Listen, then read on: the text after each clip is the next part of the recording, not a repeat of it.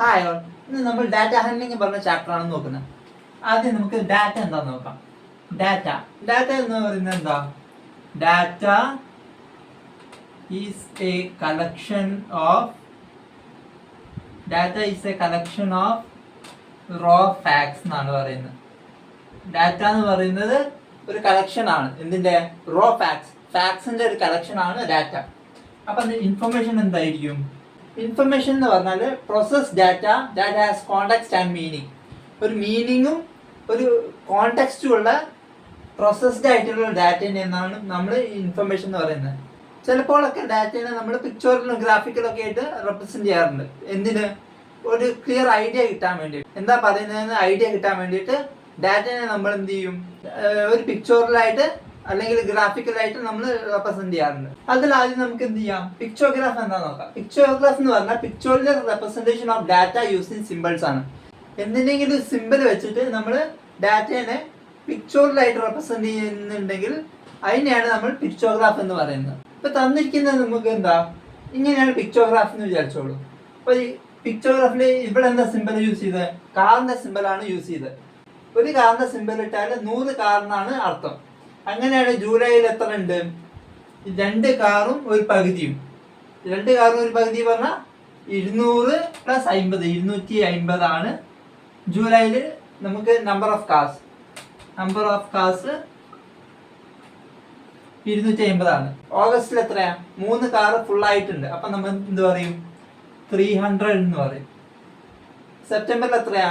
4 car full ആയിട്ടുണ്ട്. അപ്പം 400 എന്ന് പറയാം. ഇങ്ങനെയാണ് നമ്മൾ പിക്ചോഗ്രാഫ് റെപ്രസെന്റ് ചെയ്യാറ്. അപ്പൊ നമുക്ക് പിക്ചോഗ്രാഫിന്റെ ക്വസ്റ്റ്യൻസ് നോക്കാം. How many cars were produced in the month of July?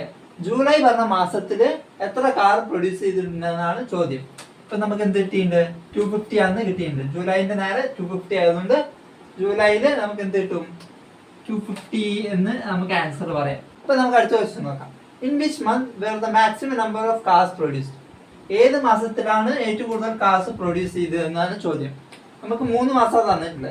അതിൽ ജൂലൈയിൽ 250, ഓഗസ്റ്റിൽ 300, സെപ്റ്റംബറിൽ 400. അങ്ങനെയാണ് ഏത് മാസത്തിലാണ് കൂടുതലുള്ളത്? സെപ്റ്റംബറിലല്ലേ? അപ്പൊ സെപ്റ്റംബർ എന്ന് എഴുതാം. സെപ്റ്റംബർ. അടുത്തായിട്ട് നമുക്ക് ബാർ ഗ്രാഫ് നോക്കാനുണ്ട്. ബാർ ഗ്രാഫ് എന്ന് പറഞ്ഞാൽ എന്താ? A display of information using bars of uniform width. Uniform width ഉള്ള ബാർസ് വെച്ചിട്ട് നമ്മൾ ഇൻഫർമേഷനെ റെപ്രസെന്റ് ചെയ്യുകയാണെങ്കിൽ അതെങ്ങനെയാണ്? Height being proportional to the respective values. അതിന്റെ വാല്യൂസുമായിട്ട് കറസ്പോണ്ടിങ് ആയിട്ടുള്ള ഹൈറ്റ് ആണ് നമുക്ക് ബാർ ഗ്രാഫിൽ കാണാൻ പറ്റുക. അപ്പൊ നമുക്കൊരു എക്സാമ്പിൾ വെച്ചിട്ട് ബാർ ഗ്രാഫ് പഠിക്കാം. ഇതാണ് നമ്മളുടെ ബാർ ഗ്രാഫ് തന്നിട്ടുള്ളത്. എന്താ? ഇവിടെ അക്കാഡമിക് ഇയർ ആണ് തന്നിട്ടുള്ളത്. 2003, 2004, 2004, 2005 അങ്ങനെ 2007, 2008 വരെ അക്കാഡമിക് ഇയർ ആണ് നമുക്ക് തന്നിട്ടുള്ളത്. ഈ ഭാഗത്ത് എന്താ തന്നിട്ടുള്ളത്? Number of students in class 8. ഈ ക്ലാസ് 8ത്തെ നമ്പർ ഓഫ് സ്റ്റുഡൻസിനെയാണ് നമുക്ക് ഈ വൈ ആക്സിസിൽ തന്നിട്ടുള്ളത്. ഈ ഭാഗത്തിന് നമ്മൾ എക്സ് ആക്സിസ് എന്നാണ് പറയാം. ഈ മുകളിലേക്കുള്ളതിന് നമുക്ക് വൈ ആക്സിസ് ആയിട്ടും എടുക്കാം. Y axis. ബാർ ഗ്രാഫിൽ കാണാൻ പറ്റുന്നത് എന്താ? ഈക്വൽ വിത്ത് ആയിരിക്കും. എന്തിന്? ബാറിനും. അതുപോലെ ഈക്വൽ ഗ്യാപ്പും ആയിരിക്കും. എല്ലാ ഗ്യാപ്പും ഈക്വൽ ആയിരിക്കും ഒരു ബാർ ഗ്രാഫില് എല്ലാ വിഡ്ത്തും സെയിം ആയിരിക്കും ചെയ്യും. എല്ലാത്തിന്റെ ഗ്യാപ്പും ഈക്വൽ ആയിരിക്കും. പിന്നെന്താ? ഹൈറ്റ്സ് പറയുന്നത് proportional to the respective values. അപ്പൊ ഇതെന്താ? ആദ്യത്തെ അക്കാഡമിക് ഇയർ 2003, 2004 അതിൽ 100 ആണ്. 100ന് കറസ്പോണ്ടിങ് ആയിട്ടാണ് നമുക്ക് ഇതിന്റെ ഹൈറ്റ് തന്നിട്ടുള്ളത്. അതേപോലെ നമുക്ക് ഓരോ ഇയേഴ്സിന്റെ കറസ്പോണ്ടിങ് ആയിട്ടുള്ള വാല്യൂസ് തന്നിട്ടുണ്ട്. 2004-05 എന്താണ്? 200 ആണ്. 2005-06 നമുക്ക് എത്രയാ? 250 ആണ് തന്നിട്ടുള്ളത്.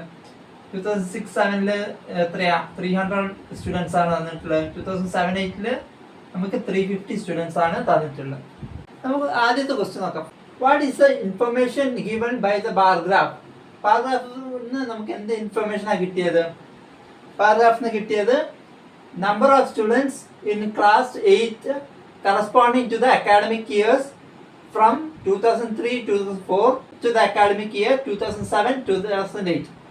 ഈ ഡീറ്റെയിൽ ആണ് നമുക്ക് ഈ ബാർ ഗ്രാഫിന് കിട്ടിയത്. In which year is the increase in the number of students maximum? ഏത് കൊല്ലത്തിലാണ് നമ്പർ ഓഫ് സ്റ്റുഡൻസിന്റെ increase? Number of students കൂടുതലല്ല, number of സ്റ്റുഡൻസിന്റെ ഇൻക്രീസ് കൂടുതലാണ്. അപ്പം നമുക്ക് അടുത്തടുത്തുള്ള രണ്ടെണ്ണം നോക്കാം.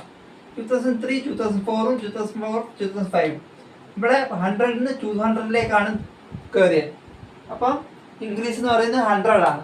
2004, 2005, 2005, 2006 ആയിട്ട് നമുക്ക് ഇൻക്രീസ് നോക്കുമ്പോൾ എന്താ 50 ഇൻക്രീസ് ഉള്ളൂ. 200-ന് 250 ആയിട്ടുള്ളൂ. അതേപോലെ 2005, 2006-ന് 2006 to 2007 ഉള്ള എക്കണോമിക് ഇയറിൽ എത്തിയപ്പോഴോ അപ്പോഴും 250 to 300 ആയ 50 ഇൻക്രീസ് ഉള്ളൂ.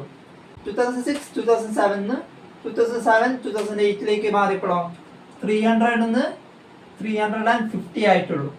അപ്പോഴൊക്കെ 50 മാത്രമേ ഇൻക്രീസ് ആയിട്ടുള്ളൂ. ഏറ്റവും കൂടുതൽ എപ്പോഴായ 2003, 2004-ന് 2004, 2005-ലേക്ക് അത് 100 ആണ്. അപ്പം നമുക്ക് എന്ത് പറയാം 2003, 2004 to 2004 to 2005. അപ്പം നമുക്ക് അടുത്ത ക്വസ്റ്റ്യൻ നോക്കാം. In which year is the number of students maximum? ഏത് ഇയറിലാണ് നമ്പർ ഓഫ് സ്റ്റുഡൻസ് മാക്സിമം ആയിട്ടുള്ളത്? ഏറ്റവും കൂടുതൽ വാല്യൂ ഉള്ള ഗ്രാഫ് ഏതാന്ന് നോക്കിയാൽ മതി. അപ്പം നമുക്ക് എന്താ 2007, 2008-ലാണ് ഏറ്റവും കൂടുതൽ ഉള്ളത്. അത് 350 ആണ്. നമ്പർ ഓഫ് സ്റ്റുഡൻസ് മാക്സിമം ആയിട്ടുള്ള ഇയർ എന്ന് പറഞ്ഞാൽ 2007, 2008. അത് അപ്പം അതിൻ്റെ ആൻസർ 2007, 2008 ആണ്. State whether true or false. The number of students during 2005, 2006 is twice that of 2003, 2004. ഇതും 2005, 2006 ഇതുമാണ് കമ്പയർ ചെയ്യാനുള്ളത് 2003, 2004 ആയിട്ട്. അപ്പോൾ ഇതിന്റെ ഡബിൾ ആണോ എന്നാണ് ചോദിക്കുന്നത്. The number of students during 2005, 2006 is twice that of 2003, 2004 എന്നാണ് പറഞ്ഞത്. അത് ട്രൂ ആണോ അല്ലയോ അതിന്റെ കാരണം പറയണം. അപ്പം എന്താ ഇതിന്റെ 2003, 2004 എത്രയാ 100 ആണ്. 2003, 2004 ഇത് 100 ആണ്. 2005, 2006 എത്രയാ 250 ആണ്. ഇവിടുന്ന് ഉണ്ടോ ഇത് 2005, 2006 250 ആണ് നമുക്ക് കിട്ടിയത്. അപ്പം അത് 250 എഴുതി. അപ്പം നമുക്ക് എന്ത് പറയാം അത് ട്രൂ ആണോ? അല്ല, മോർ ദാൻ ട്വൈസ് ഉണ്ട്. നമ്മൾ ഈ കമ്പയർ ചെയ്യുന്ന ഇയേഴ്സിൽ മോർ ദാൻ ട്വൈസ് ആണ് നമ്പർ ഓഫ് സ്റ്റുഡൻസ് വന്നിട്ടുള്ളത്. 2003, 2004-ൽ 100 ഉള്ളൂ. 2005, 2006-ൽ 250 ഉണ്ട്. 200-നെക്കാട്ടും കൂടുതലാണത്. അതുകൊണ്ട് നമുക്ക് എന്ത് പറയാം ഈ സ്റ്റേറ്റ്മെന്റ് ഫോൾസ് ആണെന്ന് പറയാം. അടുത്തായിട്ട് നമുക്ക് എന്താ പഠിക്കാനുള്ളത്? ഡബിൾ ബാർ ഗ്രാഫ് ആണ്. ഡബിൾ ബാർ ഗ്രാഫ് പറഞ്ഞാൽ ബാർ ഗ്രാഫ് പോലെ തന്നെയാണ്. പക്ഷെ എന്താണ് ഒന്നിൽ കൂടുതൽ ബാർസ് നമുക്ക് ആ ബാർ ഗ്രാഫിൽ കാണാൻ പറ്റും. അതായത് A bar graph showing 2 sets of data simultaneously. ഒരേ സമയത്ത് 2 സെറ്റ് ഓഫ് ഡാറ്റ കാണിക്കാൻ പറ്റുന്ന ബാർ ഗ്രാഫിനെയാണ് നമ്മൾ ഡബിൾ ബാർ ഗ്രാഫ് എന്ന് പറയുന്നത്. ഇത് എന്തിനാണ് യൂസ് ചെയ്യുന്നത്? കമ്പാരിസൺ ഓഫ് ഡാറ്റയ്ക്ക് വേണ്ടിയിട്ടാണ് ഈ ബാർ ഗ്രാഫ് യൂസ് ചെയ്യുന്നത്. ഇതാണ് നമ്മളുടെ ഡബിൾ ബാർ ഗ്രാഫ് എന്നിട്ടുള്ളത്. Marks, social science, science, English, Hindi അങ്ങനത്തെ സബ്ജക്ട്സിന്റെ 2005, 2006-ഉം 2006, 2007 പറഞ്ഞ 2 ഇയറിന്റെ മാർക്സ് കമ്പയർ ചെയ്യാനാണ് തന്നിട്ടുള്ളത്. നമ്മളോട് എന്താ ചോദിച്ചിട്ടുള്ളത്? What is the information given by the double bar graph? നമുക്ക് തന്നിട്ടുള്ള ഇൻഫർമേഷൻ എന്താണ്? അതെന്താണ്? Marks obtained by a student for the years 2005, 2006 and 2006, 2007 for the various subjects. ഇതാണ് നമുക്ക് തന്നിട്ടുള്ളത്. അടുത്ത ക്വസ്റ്റ്യൻ എന്താ? In which subject has the performance increase the most? ഏതിലാണ് ഏറ്റവും കൂടുതൽ പെർഫോമൻസ് കൂടിയത് എന്നാണ്. ഏറ്റവും കൂടുതൽ ഇൻക്രീസ് ചെയ്തതാണ് ഇവിടെ 30-ന്ന് 60-ലേക്ക് എത്തിയിട്ടുണ്ട്. ഇവിടെയോ 50-ന്ന് 55-ലേക്ക് എത്തിയിട്ടുണ്ട്. ഇവിടെയോ 45-ന്ന് 50-ലേക്ക് എത്തിയിട്ടുണ്ട്. ഇവിടെ 50-ന്ന് 45-ലേക്ക് എത്തിയിട്ടുണ്ട്. ഇവിടെയോ 60-ൽ അവിടെ തന്നെ നിൽക്കുകയാണ്. അപ്പം ഏറ്റവും കൂടുതൽ ഇൻക്രീസ് ചെയ്തതിലാണ് ഉണ്ടായിട്ടുള്ളത് മാത്സിനാണ് ഉണ്ടായിട്ടുള്ളത്. അത് 2005, 2006-ൽ 30 ആണെങ്കിൽ 2006, 2007-ൽ അത് 60 ആണ്. നമുക്ക് അടുത്ത ചോദ്യം എന്താ? In which subject as a lead performance deteriorated എന്നാണ് ചോദിച്ചിട്ടുള്ളത്. ഏത് സബ്ജക്റ്റിലാണ് പെർഫോമൻസ് കുറഞ്ഞിട്ടുള്ളതെന്ന്. ഏത് സബ്ജക്റ്റിലാണ് പെർഫോമൻസ് 2005, 2006 കമ്പയർ ചെയ്യുമ്പോൾ 2006, 2007 കുറഞ്ഞിട്ടുള്ളതെന്ന് നോക്കാം. ഏതിലാണ് കുറഞ്ഞിട്ടുള്ളത്? ഇവിടെയൊക്കെ ഇതിൽ കൂടാണ് ചെയ്തിട്ടുള്ളത്. ഇതിൻ്റെ പെർഫോമൻസ് കൂടാണ് ചെയ്തിട്ടുള്ളത്. ഇതിലും പെർഫോമൻസ് കൂടാണ് ചെയ്തിട്ടുള്ളത്. ഇതിൽ പെർഫോമൻസ് കുറയാണ് ചെയ്തിട്ടുള്ളത്. ഇവിടുന്ന് ഈക്വൽ ആയിരുന്നു. അപ്പം ഇതിലാണ് പെർഫോമൻസ് ഡിറ്റീരിയറേറ്റ് ചെയ്തത്. അതേതാ? ഇംഗ്ലീഷാണ്. ഇംഗ്ലീഷിന് മാത്രമാണ് പെർഫോമൻസ് ഡിറ്റീരിയറേറ്റ് ചെയ്തിട്ടുള്ളത്. അടുത്ത ക്വസ്റ്റ്യൻ എന്താ? In which subject is the performance at par? ഒരേപോലെ നിൽക്കുന്ന പെർഫോമൻസ് ഏത് സബ്ജക്റ്റിനാണ് ഉള്ളത്? 2005 2006 2006-2007 ഇയേഴ്സിലും 2 ഇയറിലും ഒരേ ലെവലിൽ നിൽക്കുന്ന ഏതാണ്? ഒറ്റൊന്ന് മാത്രമേ ഉള്ളൂ, അത് ഹിന്ദിയാണ്. അടുത്ത ടോപ്പിക് നോക്കാം. Organising data. നമുക്ക് സാധാരണ തന്നിട്ടുള്ള ഡാറ്റ ഏത് രീതിയിലായിരിക്കും? അൺഓർഗനൈസ്ഡ് ഡാറ്റ ആയിരിക്കും തരിക. ആ ഡാറ്റനെയാണ് നമ്മൾ എന്ത് പറയുന്നത്? റോ ഡാറ്റ എന്ന് പറയുന്നത്. Data in unorganised form. Data in unorganised ഫോമിനെയാണ് നമ്മൾ റോ ഡാറ്റ എന്ന് പറയുന്നത്. ഈ റോ ഡാറ്റയിൽ നിന്ന് നമുക്ക് മീനിങ് ഇൻഫറൻസസ് കിട്ടണമെങ്കിൽ നമ്മൾ എന്ത് ചെയ്യണം? ഈ ഡാറ്റേനെ സിസ്റ്റമാറ്റിക് ആയിട്ട് ഓർഗനൈസ് ചെയ്ത് വെക്കണം. അതെങ്ങനെ ചെയ്യാന്നാണ് നമുക്ക് പഠിക്കാനുള്ളത്. അപ്പോൾ നമുക്കൊരു എക്സാമ്പിൾ എടുത്ത് നോക്കാം. A group of students was asked for their favourite subject. ഒരു ഗ്രൂപ്പ് ഓഫ് സ്റ്റുഡൻസിനോട് അവരുടെ ഫേവറേറ്റ് സബ്ജക്റ്റിനെ പറ്റി ചോദിച്ചു. അപ്പോൾ അവർ ഉത്തരമായിട്ട് art, mathematics, science, English, mathematics അങ്ങനെ ഓരോരുത്തർ അവരുടെ ഫേവറേറ്റ് സബ്ജക്റ്റ് പറഞ്ഞു. ഇതാണ് അതിൻ്റെ ഉത്തരമായിട്ട് നമുക്ക് ആ ഒരു കണ്ടീഷനിൽ കിട്ടിയതെന്ന് വിചാരിച്ചോളൂ. അങ്ങനെയാണെങ്കിൽ നമുക്ക് എന്ത് കിട്ടും? ഇതിൽ ഏറ്റവും ഇഷ്ടമുള്ള സബ്ജക്റ്റും ഏറ്റവും ഇഷ്ടം കുറഞ്ഞ സബ്ജക്റ്റും ഏതാണെന്ന് ചോദിച്ചാൽ നമുക്ക് പെട്ടെന്ന് കണ്ടാൽ ഉത്തരം പറയാൻ പറ്റില്ല. അപ്പം നമ്മൾ എന്ത് ചെയ്യും? ഈ തന്നിരിക്കുന്ന ഡാറ്റനെ നമ്മൾ ഒന്ന് ഓർഗനൈസ് ചെയ്ത് വെച്ചാൽ നമുക്ക് എന്ത് കിട്ടും? ഇതിന്ന് ആ ഇൻഫറൻസസ് ഒക്കെ നമുക്ക് പെട്ടെന്ന് കണ്ടെത്താൻ പറ്റും. അതാണ് പറയുന്നത്. അപ്പം നമുക്ക് സബ്ജക്റ്റ് ഏതാ? ഇവിടെയോ അതിന് കറസ്പോണ്ടിങ് ആയിട്ടുള്ള ടാലി മാർക്സ്. പിന്നെയോ നമ്പർ ഓഫ് സ്റ്റുഡൻസ്. നമുക്ക് ആർട്ട് ഉണ്ട് സബ്ജക്റ്റ്, മാത്തമാറ്റിക്സ് ഉണ്ട്, സയൻസ് ഉണ്ട്, പിന്നെ ഇംഗ്ലീഷും ഉണ്ട്. ഈ 4 സബ്ജക്റ്റാണ് തന്നിട്ടുള്ളത്. Art, mathematics, science, English. ഇതിൻ്റെ ആർട്ട് എത്ര പ്രാവശ്യം വരുന്നുണ്ട് നോക്കാം. ആർട്ട് 1, പിന്നെ ഇവിടെയുള്ള art 2, art 3, art 4, art 5. Tally mark ഇങ്ങനെയല്ലേ നമ്മൾ മാർക്ക് ചെയ്യുക? 4 കഴിഞ്ഞാൽ 5ാമത്തത് ക്രോസ് ആയിട്ട്. Art 6, art 7. അങ്ങനെ 7 സ്റ്റുഡൻസിന് ആർട്ട് ഇഷ്ടമാണെന്ന് നമുക്ക് മനസ്സിലായി. Tally marks number of students 7 ആണെന്ന് നമുക്ക് മനസ്സിലാവും. അതേപോലെ മാത്തമാറ്റിക്സ് എടുത്ത് നോക്കാം. മാത്തമാറ്റിക്സിൽ 1, 2, 3, 4, 5. 1, 2, 3, 4, 5. 5 ആൾക്ക് മാത്സ് ഇഷ്ടമാണ്. ഈ സയൻസ് നോക്കാം. Science 1, science 2, science 3, science 4, science 5, science 6. 6 ആൾക്ക് സയൻസ് ഇഷ്ടമാണ്. പിന്നെ ഏതാ സബ്ജക്റ്റ് ഉള്ളത്? ഇംഗ്ലീഷ് ആണുള്ളത്. ഇംഗ്ലീഷ് 1, 2, 3, 4. അത്രേ ഉള്ളൂ. അപ്പോൾ നമുക്ക് ടാലി മാർക്സ് കിട്ടി. ടാലി മാർക്സിൻ്റെ കറസ്പോണ്ടിങ് ആയിട്ടുള്ള നമ്പർ ഓഫ് സ്റ്റുഡൻസ് നമുക്ക് കണ്ടെത്താൻ പറ്റി. ഇപ്പം ഇതിൽ നിന്ന് നമുക്ക് എന്ത് ചെയ്യാം? നേരത്തെ ചോദിച്ച ചോദ്യം എന്താണ്? ലീസ്റ്റ് ലൈക്ഡും മോസ്റ്റ് ലൈക്ഡും ഒക്കെ ഇതിൽ നിന്ന് നമുക്ക് കണ്ടെത്തിക്കൂടെ? ഏറ്റവും കൂടുതൽ സ്റ്റുഡൻസിന് ഇഷ്ടം ഏതാണ്? ആർട്ടാണ്. 7 കുട്ടികൾക്ക് ആർട്ട് ഇഷ്ടമാണ്. അതേപോലെ നമുക്ക് ഏറ്റവും കുറവ് ഇഷ്ടം ഏതാ സബ്ജക്റ്റ്? ഇംഗ്ലീഷാണ്. അതിന് 4 സ്റ്റുഡൻസിനെ ഇഷ്ടമുള്ളൂ ഇംഗ്ലീഷ്. ഓരോ സബ്ജക്റ്റിന് കറസ്പോണ്ടിങ് ആയിട്ടുള്ള ടാലി മാർക്സ് നമുക്ക് എന്ത് തരും? ആ സബ്ജക്റ്റിന് കറസ്പോണ്ടിങ് ആയിട്ടുള്ള സ്റ്റുഡൻസിൻ്റെ എണ്ണത്തിന് നമുക്ക് തരും. അതുകൊണ്ട് നമുക്ക് അതിനെന്ത് പറയാം? ഫ്രീക്വൻസി ഓഫ് ദാറ്റ് സബ്ജക്റ്റ് എന്ന് പറയാം. Frequency of that subject. Frequency of that subject എന്നാണ് നമുക്ക് പറയാം. ഫ്രീക്വൻസി കേട്ടോ. ഫ്രീക്വൻസി എന്ന് പറഞ്ഞാൽ എന്താ?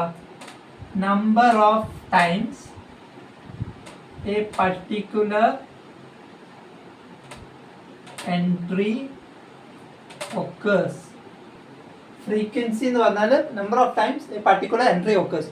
ഒരു പർട്ടിക്കുലർ ആയിട്ടുള്ള എൻട്രി, അത് എന്തായിക്കോട്ടെ, എന്ത് വേണേ ആയിക്കോട്ടെ, അത് വരുന്നത് എത്ര പ്രാവശ്യമാണ് ഉള്ളത് ആണ് ആ ഫ്രീക്വൻസി എന്നുള്ളതുകൊണ്ട് ഡിനോട്ട് ചെയ്യുന്നത്. ഈ ടേബിളിനെ നമുക്ക് ഫ്രീക്വൻസി ഡിസ്ട്രിബ്യൂഷൻ ടേബിൾ എന്ന് വിളിക്കാം. കാരണം എന്താ, ഓരോ എൻട്രിയും എത്ര പ്രാവശ്യം ഒക്കർ ചെയ്യുന്നതെന്ന് പറയാൻ ഈ ടേബിളിൽ നിന്ന് പറ്റുന്നുണ്ട്. അതുകൊണ്ട് നമ്മൾ എന്ത് ചെയ്യും, ഫ്രീക്വൻസി ഡിസ്ട്രിബ്യൂഷൻ ടേബിൾ എന്ന് പറയും. ഫ്രീക്വൻസി എന്ന് പറഞ്ഞാൽ number of time particular entry occurs ആണ് ഫ്രീക്വൻസി എന്ന് പറയുന്നത്. അതിന് ഫ്രീക്വൻസി കിട്ടുന്നുണ്ടെങ്കിൽ നമുക്ക് അതിന് ഫ്രീക്വൻസി ഡിസ്ട്രിബ്യൂഷൻ ടേബിൾ ആണെന്ന് പറയാൻ പറ്റും. ഗ്രൂപ്പിംഗ് ഓഫ് ഡാറ്റ, നമുക്ക് എപ്പോഴും ചെറിയ ഡാറ്റ മാത്രമായിട്ടായിരിക്കില്ല തരിക. നമുക്ക് വലിയ ഡാറ്റേനെ പ്രോസസ്സ് ചെയ്യേണ്ടി വരും. അപ്പം നമുക്ക് എന്ത് ചെയ്യാൻ പറ്റില്ല, ഫ്രീക്വൻസി ഡിസ്ട്രിബ്യൂഷൻ ടേബിൾ അതേപോലെ വരയ്ക്കാൻ പറ്റില്ല. കാരണം അത് വരയ്ക്കുകയാണെങ്കിൽ അത് വലിയ ടേബിളായിരിക്കും വരയ്ക്കേണ്ടി വരിക. അത് നമുക്ക് ബുദ്ധിമുട്ടാവും. അങ്ങനത്തെ കേസസിൽ നമ്മൾ എന്ത് ചെയ്യും, കൺവീനിയൻസിന് വേണ്ടിയിട്ട് ഈ തന്നിരിക്കുന്ന ഒബ്സർവേഷനെ ഗ്രൂപ്പായിട്ട് വെക്കും. അതാണ് നമ്മൾ ചെയ്യുക. ഇതാണ് നമുക്ക് തന്നിരിക്കുന്ന ഡാറ്റ എന്ന് വിചാരിച്ചോളൂ. ഇതിൽ കുറേ വാല്യൂസ് ഉണ്ട്. ഇതെല്ലാം കൂടി നമ്മൾ ഫ്രീക്വൻസി ഡിസ്ട്രിബ്യൂഷൻ ടേബിൾ വരച്ചാൽ നമുക്ക് എന്ത് പറ്റും, വലിയ ടേബിളായിരിക്കും വരയ്ക്കേണ്ടി വരിക. അപ്പം നമ്മൾ എന്ത് ചെയ്യും, എളുപ്പത്തിന് വേണ്ടിയിട്ട് ഇതിനെ ഗ്രൂപ്പ് ചെയ്യും. ആദ്യം നമ്മൾക്ക് എന്ത് ചെയ്യാം, ഗ്രൂപ്പ് ചെയ്യും. ഫ്രീക്വൻസി ഡിസ്ട്രിബ്യൂഷൻ ടേബിൾ വരയ്ക്കാതെ ഗ്രൂപ്പ് ചെയ്യും. ഗ്രൂപ്പ് നമ്മൾ 0 to 10, 10 to 20, 20 to 30, 30 to 40, 40 to 50 എന്നുള്ള 5 ഗ്രൂപ്പ്സ് ആയിട്ട് നമ്മൾ വരയ്ക്കുകയാണെങ്കിൽ നമുക്ക് എന്ത് ചെയ്യാം, ഇതിനെ സിമ്പിളായിട്ട് നമുക്ക് റെപ്രസെൻറ്റ് ചെയ്യാൻ പറ്റും ഈ മൊത്തം ടേബിളിനെ. അതിന് കറസ്പോണ്ടിങ് ആയിട്ട് നമുക്ക് എന്ത് ചെയ്യാം, ടാലി മാർക്സ് കൊടുക്കാം. ശ്രദ്ധിക്കണം, ഇത് 0 to 10 ആണെന്ന് വിചാരിച്ചോളൂ. അപ്പം 0 മുതൽ 10 വരെയുള്ള നമ്പേഴ്സിനെ ആ ഒറ്റ ഗ്രൂപ്പിലാണ് റെപ്രസെൻറ്റ് ചെയ്യുന്നത്. 10 മുതൽ 20 വരെയുള്ള നമ്പേഴ്സിനെ ആ ഗ്രൂപ്പിലാണ് റെപ്രസെൻറ്റ് ചെയ്യുന്നത്. അപ്പം ഇപ്പോൾ 15 18 18 12 വന്നാൽ നമുക്ക് എന്ത് ചെയ്യും, 10 മുതൽ 20 വരെയുള്ള ഗ്രൂപ്പിലാണ് നമ്മൾ റെപ്രസെൻറ്റ് ചെയ്യുക. എന്നിട്ട് ടാലി മാർക്സിന് കറസ്പോണ്ടിങ് ആയി നമ്മൾ എന്ത് ചെയ്യും, ഫ്രീക്വൻസി എഴുതുകയാണ് ചെയ്യുക. ടാലി മാർക്സിന് കറസ്പോണ്ടിങ് ആയിട്ട് ഫ്രീക്വൻസി എഴുതും. അപ്പോൾ നമുക്ക് ചെയ്ത് നോക്കിയാലോ. അങ്ങനെ നമ്മൾ എഴുതി പോകുമ്പോൾ നമുക്ക് എന്ത് കിട്ടും, ഇങ്ങനത്തെ ടേബിൾ കിട്ടും. ഇതിന് നമ്മൾ എന്ത് ചെയ്യും, ഫ്രീക്വൻസി കണ്ടെത്തും. ടാലിയിൽ നിന്ന് നമ്മൾ ഫ്രീക്വൻസി ഡയറക്റ്റ് ആയിട്ട് എഴുതും. അപ്പോൾ നമുക്ക് ടോട്ടൽ ഫ്രീക്വൻസി എത്രയായി കിട്ടി, 60 കിട്ടി. ഇവിടെ ഫ്രീക്വൻസി ഒക്കെ ആഡ് ചെയ്താൽ നമുക്ക് 60 കിട്ടും. ഇതിനെ നമ്മൾ എന്ത് പറയും, ഗ്രൂപ്പ്ഡ് ഫ്രീക്വൻസി ഡിസ്ട്രിബ്യൂഷൻ ടേബിൾ എന്ന് പറയും. കാരണം ഇത് ഗ്രൂപ്പ്ഡ് ആണ്. ഇത് ഓരോ ഗ്രൂപ്പിനെയും നമ്മൾ എന്ത് പറയും, ക്ലാസ് ഇന്റർവെൽ എന്ന് പറയും. ക്ലാസ് ഇന്റർവെൽ എന്നോ അല്ലെങ്കിൽ സിമ്പിൾ ക്ലാസ് എന്നോ പറഞ്ഞാൽ മതി. ഇനിയിപ്പോൾ നമുക്ക് എന്ത് ചെയ്യാം, ഒരു കേസ് പഠിക്കാം. എന്താ, 10 ആണെന്ന് വിചാരിച്ചോളൂ നമ്മളുടെ ഒബ്സർവേഷൻ. 10 നമുക്ക് 0 to 10 കാണാം, 10 to 20 കാണാം. രണ്ട് ഭാഗത്ത് 10 ഉണ്ട്. പക്ഷെ 10 നമുക്ക് എന്ത് ചെയ്യാൻ പറ്റില്ല, രണ്ടിലുമായിട്ട് റെപ്രസെൻറ്റ് ചെയ്യാൻ പറ്റില്ല. അപ്പോൾ നമ്മൾ എന്ത് ചെയ്യും, ഒരു കൺവെൻഷനായിട്ട് 10 to 20 മാത്രം, അതായത് ഇതിലാണ് നമ്മൾ മാർക്ക് ചെയ്യുക. 10-നെ 13 ആണെങ്കിൽ നമുക്ക് എന്ത് ചെയ്യാം, ഇവിടെ മാർക്ക് ചെയ്യുന്നതിന് പകരം നമ്മൾ എന്ത് ചെയ്യും, ഇവിടെ മാർക്ക് ചെയ്യും. അപ്പം ടാലി ഇവിടെയാണ് നമ്മൾ റെപ്രസെൻറ്റ് ചെയ്യുക.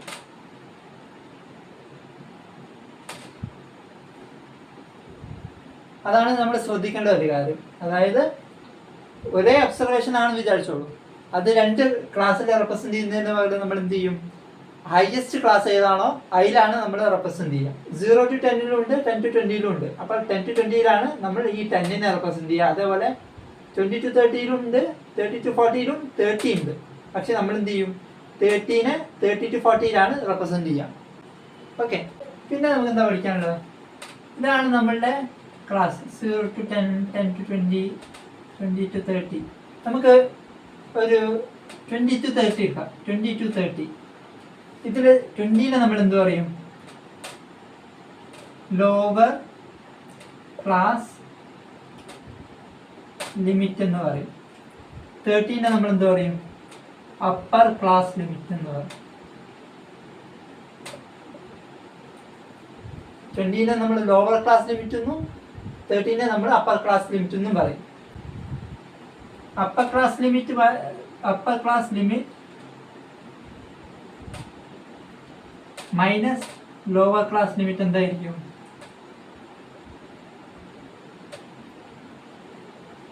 ഈക്വൽ ടു എന്താ, വിഡ്ത്ത് ഓഫ് ക്ലാസ്.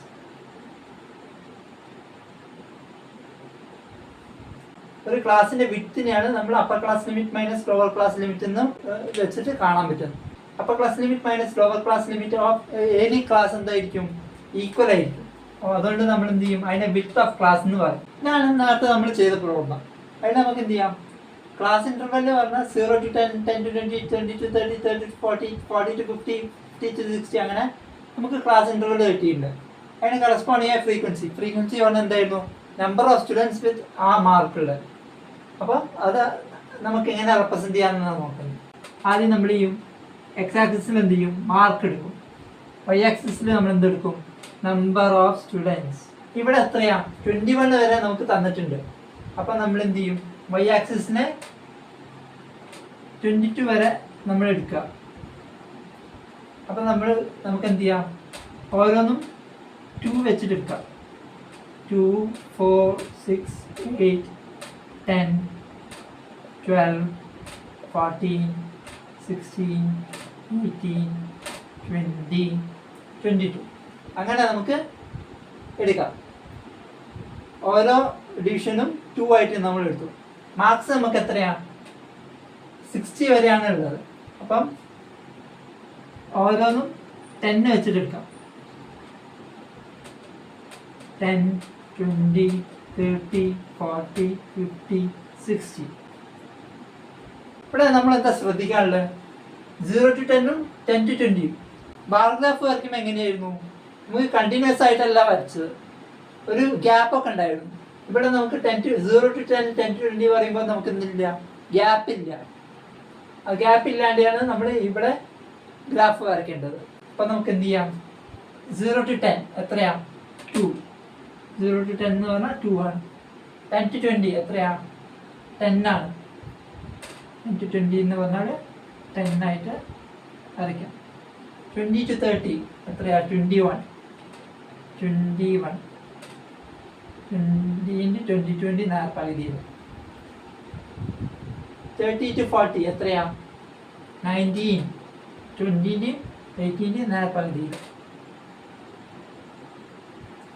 40 to 50 എത്രയാ? 7. 18 6 ഇടയിൽ. 50 to 60 1. ഇതിലെന്താ ശ്രദ്ധിക്കാനുള്ളത്? ബാറിന്റെ ഇടയിലൊന്നും ഗ്യാപ്പില്ല. ഗ്യാപ്പില്ലാണ്ട് നമ്മൾ ബാർ ഗ്രാഫ് വരയ്ക്കുന്നത്. ഇതിനെയാണ് നമ്മൾ എന്ത് ചെയ്യും? ഇതിനെയാണ് നമ്മൾ ഹിസ്റ്റോഗ്രാം എന്ന് പറയുന്നത്. ഹിസ്റ്റോഗ്രാം. ഇതിൽ നമ്മൾ സ്കെയിൽ എഴുതണം. ഒരു ഗ്രാഫ് വരയ്ക്കുമ്പോൾ നമ്മൾ സ്കെയിൽ എഴുതണം. എക്സ് ആക്സിസിൽ എന്താണ്? 1 സെന്റിമീറ്റർ. എക്സ് ആക്സിസിലത്തെ ഓരോ സെന്റിമീറ്റർ നമുക്ക് എന്തായിട്ടാണ് എടുത്തത്? 10 മാർക്കായിട്ടാണ് എടുത്തത്. വൈ ആക്സിസിലോ 1 സെന്റിമീറ്റർ ഈക്വൽ ടു ഓരോ സെന്റിമീറ്റർ നമ്മൾ 2 സ്റ്റുഡൻസ് ആണ് എടുത്തത്. 2 സ്റ്റുഡൻസ് എന്നോ 2 നമ്പർ എന്നോ എഴുതാം. 2 നമ്പർ. എക്സ് ആക്സിസിൽ 1 സെന്റിമീറ്റർ ഈക്വൽ ടു 10 മാർക്സും വൈ ആക്സിസിൽ 1 സെന്റിമീറ്റർ ഈക്വൽ ടു 2 സ്റ്റുഡൻസ്. അങ്ങനെ നമ്മൾ സ്കെയിൽ ചെയ്തതാണ്. ഗ്രാഫ് വരയ്ക്കുമ്പോൾ നമ്മൾ സ്കെയിൽ ചെയ്താൽ വിട്ടുപോയത്. അപ്പം നമുക്ക് അടുത്ത ക്വസ്റ്റ്യൻ നോക്കാം. Age of 25 teachers of a school. 25 ടീച്ചേഴ്സിന്റെ ഏജ് ആണ് നമുക്ക് ഈ ഇൻസ്റ്റാഗ്രാമിൽ തന്നിരിക്കുന്നത്. 20 ഉണ്ട്, 25 ഉണ്ട്, 30 ഉണ്ട്, 35 ഉണ്ട്, 40 ഉണ്ട്, 45 ഉണ്ട്, 50 ഉണ്ട്. അപ്പൊ 20 മുതൽ 50 വരെയുള്ള ഏജിന്റെ ഡീറ്റെയിൽസ് ആണ് തന്നിട്ടുള്ളത്. 20 മുതൽ 50 വരെയുള്ള ഏജ് ഉള്ള ടീച്ചേഴ്സിന്റെ ഹിസ്റ്റോഗ്രാം ആണ് നമുക്ക് തന്നിട്ടുള്ളത്. അതിന് കറസ്പോണ്ടിങ് ആയ എണ്ണവും തന്നിട്ടുണ്ട്. 1 2 3 up to 6 വരെ തന്നിട്ടുണ്ട്. നമ്മളോട് ചോദിച്ച ചോദ്യം എന്താ? How many teachers are of age 45 years or more but less than 50? ഇതില് 45 ഇയേഴ്സിന്റെ മുകളിലുള്ള എത്ര ടീച്ചേഴ്സ് ഉണ്ട് എന്നാണ് ചോദിച്ചത്. ഇവിടെ ഗ്രാഫിൽ നമുക്ക് എന്താ, ഹിസ്റ്റോഗ്രാമിൽ നമുക്ക് എന്താ തന്നിട്ടുള്ളത്? 50 വരെയുള്ള ഏജ് തന്നിട്ടുള്ളൂ. അപ്പൊ 45 മുതൽ 50 വരെയുള്ള ഏജ് എന്ന് പറഞ്ഞാൽ ഈ ഒറ്റ ബാറാണ് നമുക്ക് കൺസിഡർ ചെയ്യാനുള്ളൂ. അതിൽ എത്രയാണ്? 5 ടീച്ചേഴ്സ് ആണ് ഉള്ളത്. അപ്പൊ ആൻസർ 5 ആണ്.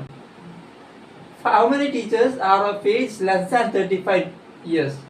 35 ഇയേഴ്സോ അതിൽ താഴെയുള്ള എത്ര ടീച്ചേഴ്സ് ഉണ്ട് എന്നാണ് ചോദിച്ചത്. 35 ഇയേഴ്സിന്റെ താഴെ എന്ന് പറഞ്ഞാൽ 20 മുതൽ 35 വരെ ഉള്ളത് എടുക്കണം. അപ്പൊ നമുക്ക് എന്ത് ചെയ്യാം? കണക്കൂട്ടി വെക്കാം. ആദ്യം 20 മുതൽ 25 വരെ പറഞ്ഞാൽ 4 ആണ്. പ്ലസ് 25 to 30 എത്രയാ? 5 ആണ്. പ്ലസ് 30 to 35 എത്രയാ? 6 ആണ്. 35 വരെയാണ് പറഞ്ഞത്. അതുകൊണ്ട് 4 + 5 + 6 എത്രയാണ്? 15 ആണ് നമ്മളുടെ ഉത്തരം.